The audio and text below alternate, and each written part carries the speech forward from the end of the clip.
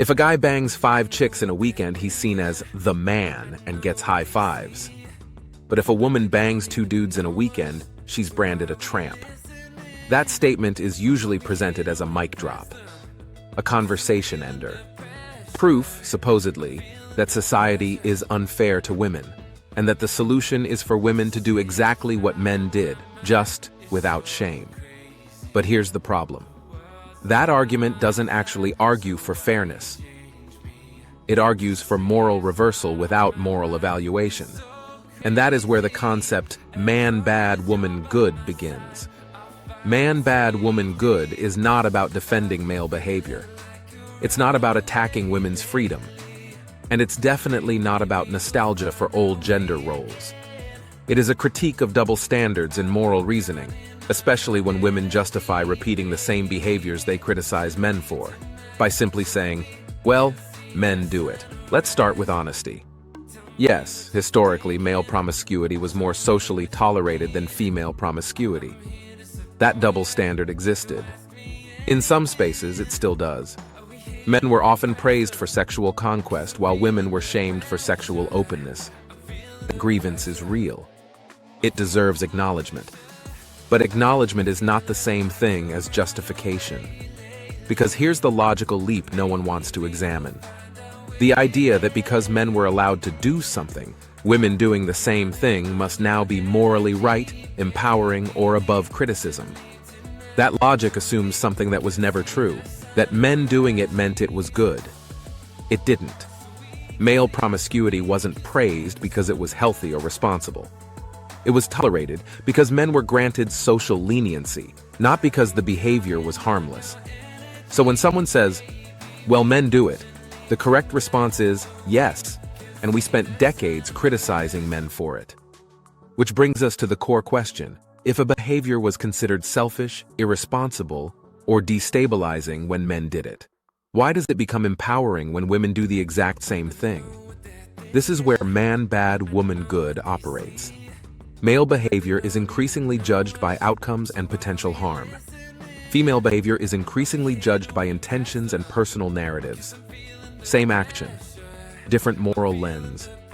When men engage in short-term sexual behavior, it's framed as immature, non-committal, emotionally damaging. But when women do it, the framing shifts to self-discovery, liberation, healing. Not because the outcomes changed, but because the actor did. That's not equality. That's asymmetry. Now, to be fair to women, because fairness matters, women are not making these arguments in a vacuum.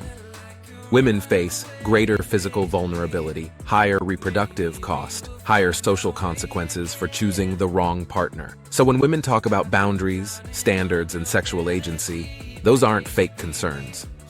They are adaptive strategies in a world that can punish women harder for mistakes. That context matters. But context explains behavior. It does not exempt behavior. And that's where fairness breaks down. Because somewhere along the line, justification turned into immunity. Protection became privilege. Empowerment became insulation from critique. And well, men do it became a moral shield instead of a conversation starter. Here's the fairness test that cuts through everything. Would you defend this behavior if the genders were reversed? If the answer changes, fairness has failed. If male promiscuity is criticized because it erodes trust, destabilizes relationships, or creates emotional fallout, those consequences don't magically disappear when women do it. Empowerment is not gender-swapping dysfunction, and this applies far beyond sex. Commitment avoidance, emotional volatility, using people for validation, refusing accountability while demanding understanding. If it's toxic for one, it's toxic for both. If you're enjoying this video, please hit the like and subscribe. Now let's talk about why this resonates so strongly, especially with Gen X men. Gen X men grew up with clearer social contracts. Expectations were mutual. Standards applied more evenly, even when they were imperfect. So when they see modern narratives where men are told certain behaviors are harmful, women are encouraged to repeat those same behaviors, and criticism is dismissed as misogyny. The reaction isn't hatred, it's confusion. and frustration. Because the rules didn't change forward, they changed retroactively. Men are told, "You were wrong for this." Women are told, "You're empowered for doing that." Same behavior, different moral judgment. That's the man bad, woman good dynamic in action. But here's the part that often gets missed. This double standard hurts women too. When accountability becomes one-sided, men disengage. Men become risk-averse. Men opt out of commitment altogether, which then gets reframed as, "Where are all the good men?" Unequal standards don't create freedom. They create instability. And instability doesn't empower anyone long-term.